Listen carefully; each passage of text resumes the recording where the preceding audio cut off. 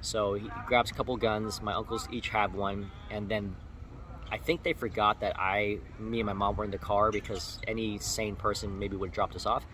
But maybe they were scared that these guys would follow them home and do things to us as well. So my dad hopped back in the car and started driving back this way to the end of the street.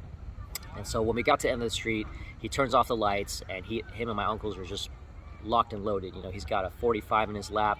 My uncle's got a couple of pistols, 38s, I think, revolvers, what I remember seeing my uncle holding. And they're just lining up cigarettes, you know, and they're just waiting for these guys, right? And the crazy part was that, you know, those guys, thank God, never came and followed us to that street, because God knows, you know, God only knows what would have happened. But I remember going home and thinking, like, my dad was the craziest motherfucker alive, right? I saw this shit on TV. I never realized, or I never experienced something like that in real life. But for the years to come, growing up in that household with my dad, I would experience many more incidences like this, right?